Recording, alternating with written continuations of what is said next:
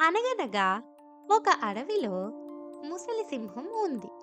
ముసలితనం వల్ల అది సరిగ్గా వేటాడలేకపోయేది. ఆకలితో అలా నడుచుకుంటూ వెళ్తున్న సింహానికి ఒక గుహ కనబడింది. గుహ చూడగానే సింహానికి ఒక ఆలోచన వచ్చింది.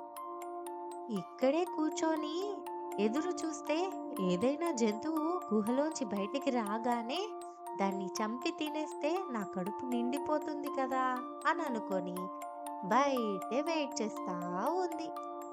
ఎంతసేపైనా గాని జంతువేది బయటికి రాలేదు. దాంతో సింహానికి అనుమానం వచ్చింది. గుహ లోపల జంతువు బయటికి వెళ్ళుంటది. నేను గుహ లోపలికే వెళ్ళి వెయిట్ చేస్తాను. ఈ లోపులో జంతువు దాని గుహలోకి వస్తుంది కదా! అప్పుడు చక్కగా గుహలోనే చంపేసి తినేయొచ్చు. నాకు ఆహారం కూడా దొరుకుతుంది అని అనుకొని గుహలోకి వెళ్ళిపోయింది. సాయంత్రం పడటంతో నక్క దాని గుహ వైపు వచ్చింది.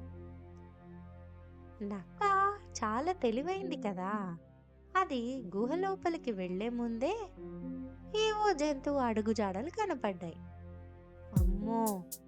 ఏదో జంతువు నా గుహలోకెళ్ళింది. ఎలాగా అని ఒక ఆలోచన చేసి, ఏంటే గుహ ఎప్పుడు నేను రాగానే పలకరిస్తావు, ఈరోజు మాట్లాడటం లేదు అని అడిగింది. లోపల ఉన్న సింహానికి నక్క మాట వినగానే, ఓహో! ఈ గుహ నక్కని చూడగానే పలకరిస్తదనుకుంటా. నేను లోపలున్నాను కదా! భయపడి మాట్లాడట్లేదేమో! మాట్లాడకపోతే లోపలికి రాదేమో అని అనుకుని, ఆ! నేను ఏదో ఆలోచనలో ఉన్నాను. ఎప్పుడు వచ్చావు? త్వరగా లోపలికి రా! అని సింహం గుహలాగా మాట్లాడింది. సింహం గొంతు వినగానే నక్క ఒక్కసారిగా ఉలిక్కిపడి, బతుకు జీవుడా అని పరుగుపెట్టి పారిపోయింది. ఎప్పుడైనా సరే ఆచితూచి అడుగు వేయాలి. చాలా చాకచక్యంగా ఉండాలి సుమా! ఈ కథ మీకు నచ్చినట్లయితే please like, share and subscribe. Bye bye.